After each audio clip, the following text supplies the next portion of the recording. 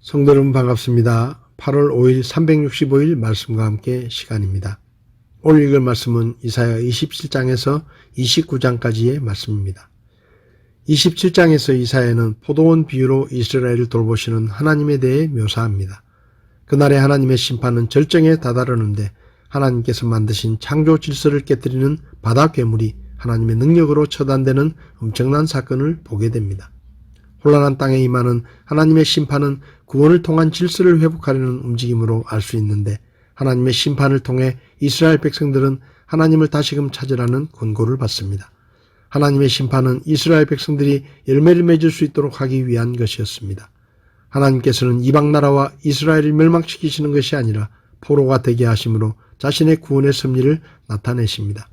결국 하나님께서는 자신의 백성들을 다시금 모으시기 위해 넓은 지역의 이방 나라를 하나씩 심판해 가실 것이라 말씀하십니다. 28장부터 34장까지는 악인들에 대한 하나님의 심판과 남은 자들에 대한 하나님의 복을 선포합니다. 하나님께서 이스라엘 백성들을 심판하시는 이유는 복수를 위한 것이 아닌 유다 백성들의 회개를 위함입니다. 이사야는 하나님의 심판이 이스라엘을 비참하게 만들 것이라고 예언합니다. 하나님의 멸류관이라 자처하던 이스라엘이 하나님의 진노를 받게 된 것입니다. 그러나 에브라임은 하나님의 심판이 주는 교훈을 이해하지 못하고 하나님에 대한 믿음을 끝내 포기합니다. 유다는 이러한 이스라엘의 심판을 지켜보며 하나님을 의지해야 함에도 불구하고 그들 또한 인간의 힘으로 이겨내려는 교만을 보이고 있습니다. 이에 하나님께서는 유다의 행위가 어리석음을 질타하십니다. 중요한 것은 이사야 대언자의 심판 예언 안에는 하나님의 위로와 은혜가 포함되어 유다가 구원받을 수 있는 길을 열어놓으셨다는 것입니다. 29장에서는 유다에 대한 심판과 소망의 메시지가 동시에 언급됩니다. 1절의 아리엘은 하나님의 제단이라는 뜻으로 예루살렘을 가리킵니다. 이 예루살렘이 비록 하나님 앞에서 절기를 지키는 곳이지만 이 성읍은 이방 나라에 점령되어 피 흘림이 있게 될 것입니다.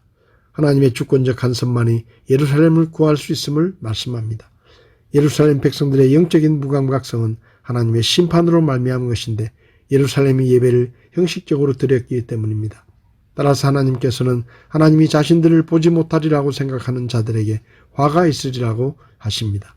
그러나 미래에는 유다와 예루살렘 백성들의 태도는 완전히 변화되어 하나님의 보호하심을 받게 될 것이라고 말씀합니다. 오늘 제 마음에 와닿은 말씀은 이사야 29장 13절의 말씀입니다. 그러므로 주께서 이르시되 이 백성이 자기 입으로는 나를 가까이하며 자기 입술로는 나를 공경하나 그들의 마음은 내게서 멀리 떠났고 그들이 사람들의 훈계로 가르침을 받아 나를 두려워하는도다.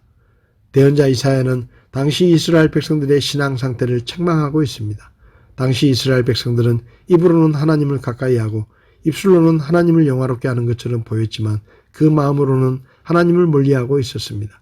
그들이 하나님을 경외한다는 말은 다른 사람에게 들은 말을 흉내내는 것일 뿐이었습니다. 그들은 사람들에게 가르침을 받은 것은 중요하게 여겼지만 정작 하나님의 명령을 따르고 있지는 않았습니다.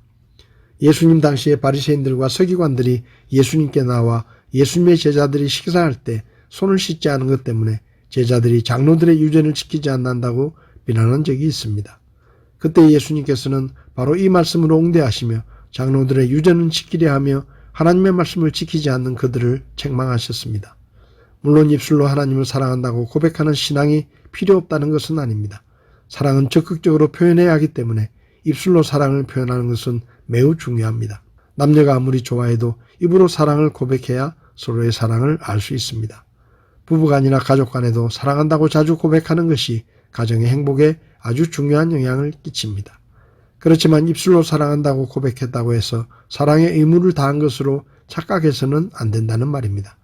마음은 그렇지 않으면서 입으로만 사랑을 고백하는 것은 거짓이고 사기입니다. 그런 사랑은 언젠가 들통나게 마련이고 상대에게 큰 배신감을 느끼게 할 수 있습니다. 하물며 하나님에게 마음에도 없는 거짓 사랑을 고백한다면 하나님께서 모르실 리가 있겠습니까? 이사야 당시 유대인들은 유월절, 초막절 같은 절기를 거르지 않고 잘 지켰습니다.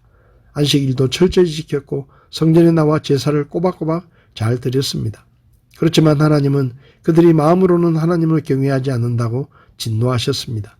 예수님 당시에도 많은 사람들이 겉으로는 율법도 잘 알고 기도도 많이 하고 종교적인 열심도 있었지만 예수님은 그들에게 겉은 깨끗하지만 속에는 썩어가는 시체로 가득한 회칠한 무덤이여 라고 책망하셨습니다.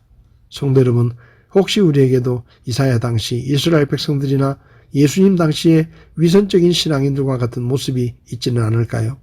마음은 하나님으로부터 멀고 하나님을 향한 사랑은 식어진 채 사람에게 보이려고 형식적이고 위선적으로 교회 생활을 하고 있는 것은 아닌지 돌아보시기를 바랍니다. 경건의 모양은 있으나 경건의 능력이 없는 위선적인 신앙은 결코 하나님을 기쁘시게 하지 못합니다. 오늘도 정직한 마음으로 우리의 신앙을 돌아보고 점검하는 하루가 되어 위선적인 신앙을 버리고 마음으로 주님을 공경하고 주님을 따르는, 그리고 우리의 행동이 주님의 말씀에 순종하는 삶으로 하나님 앞에 드려지는 하루가 될 수 있기를 바랍니다. 8월 5일 365일 말씀과 함께 오늘도 함께 해주셔서 감사합니다.